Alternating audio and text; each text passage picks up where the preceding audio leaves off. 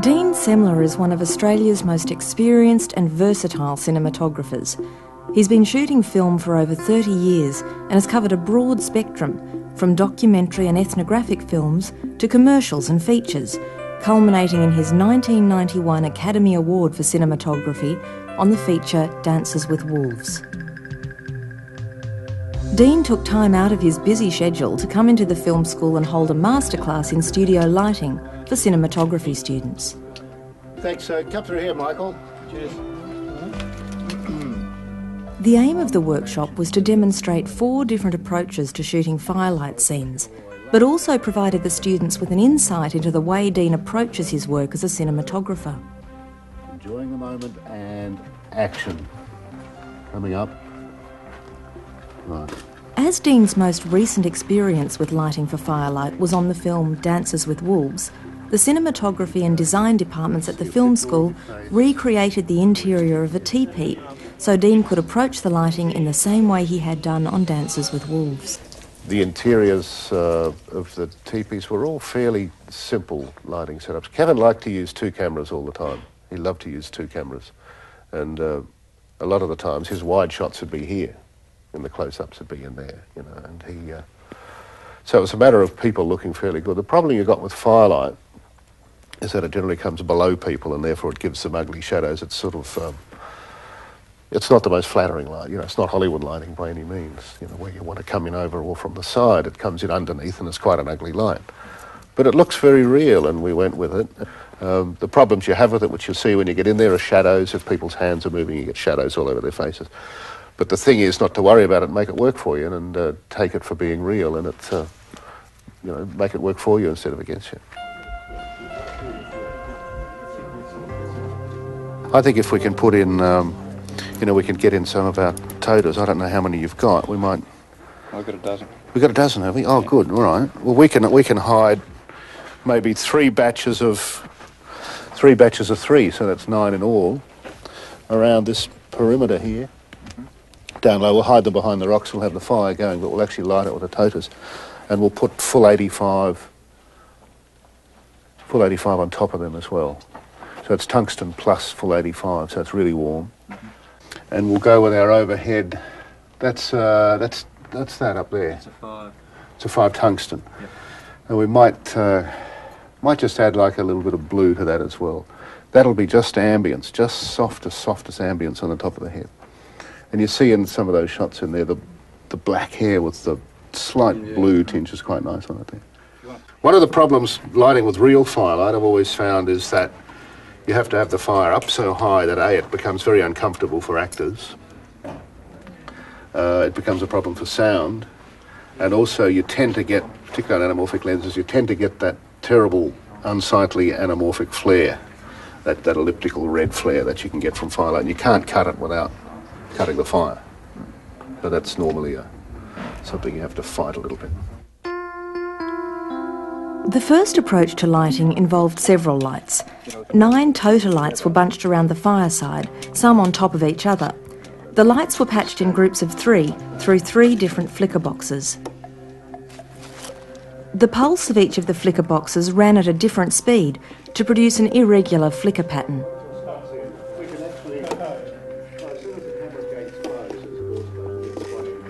Full 85 gel was used on the total lights to give extra warmth and help match the colour of the natural fire in shot.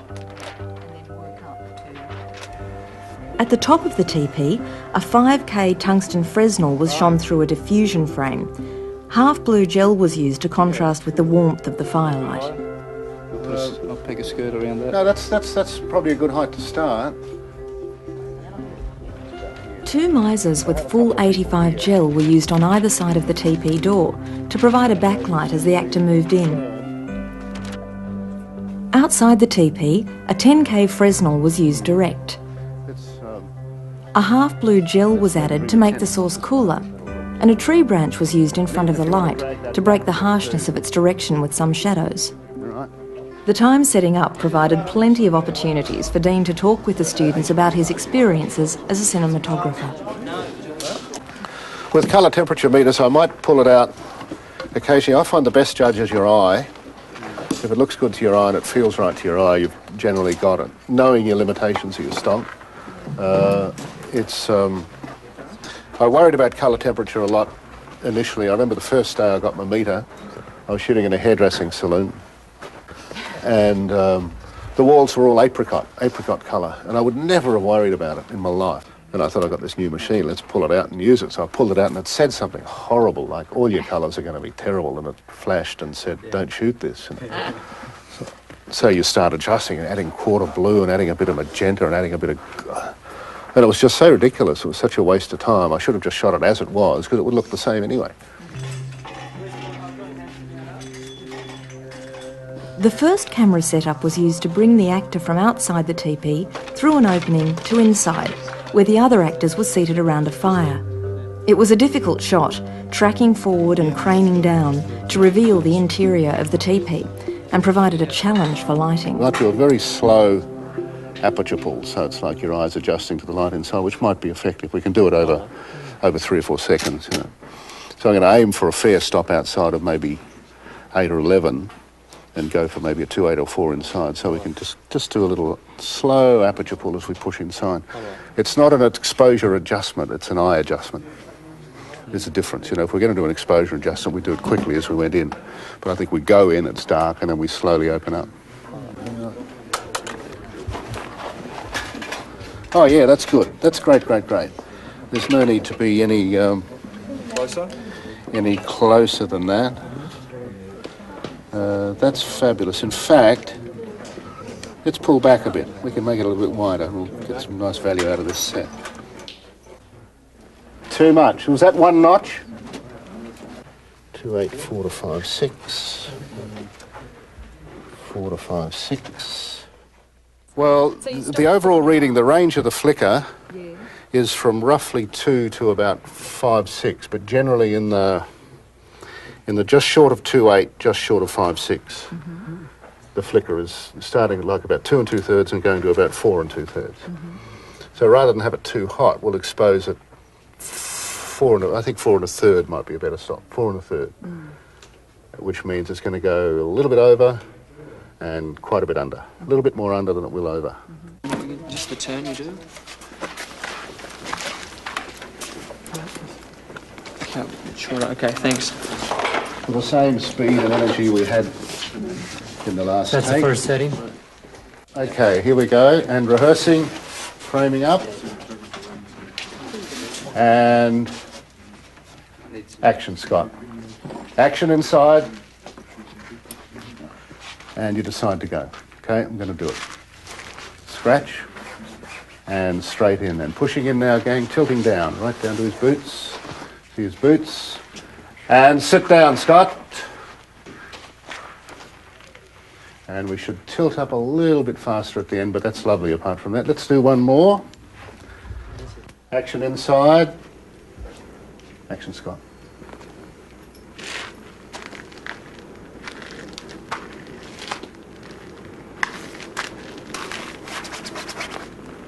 Go, guys.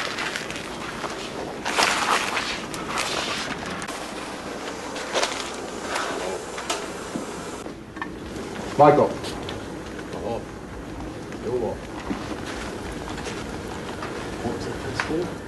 Taya Wachiake Yellow.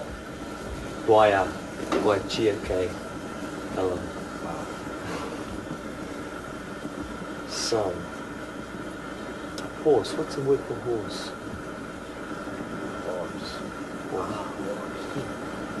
And cut. Good. Very good.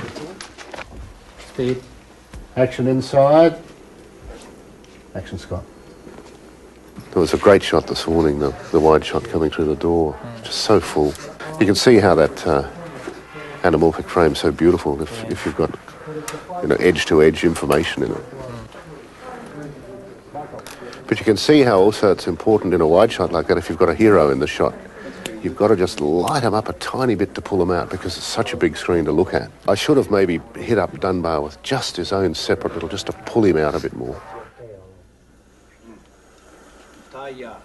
I came up through the ranks of documentary and news recording events, which teaches you to shoot fairly quickly, and also to be one of the greatest assets, I think, in being a documentary cameraman or news camera is to be as inconspicuous as possible.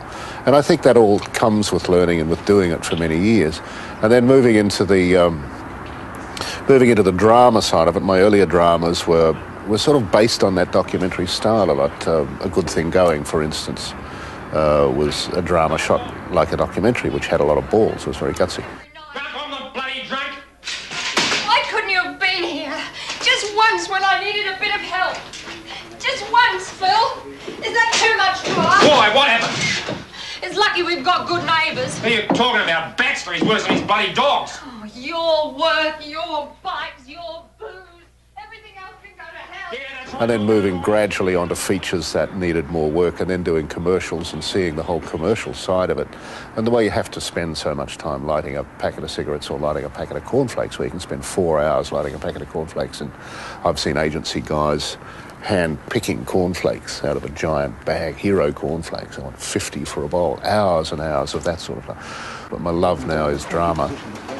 And the sort of films I've been doing, I think, have all been non-gloss pictures. They've been fairly real, like Dances with Wolves. Tell you what, let's, for the hell of it, make it a 75. I think it's a 75 back in the day. Ian, that's looking terrific. That shadow behind is working bloody well.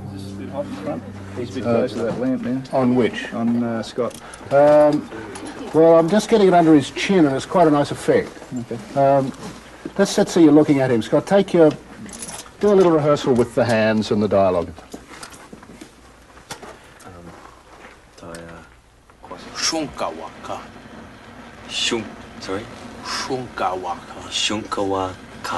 Shunkawaka. Shunkawaka. Horse. Buffalo.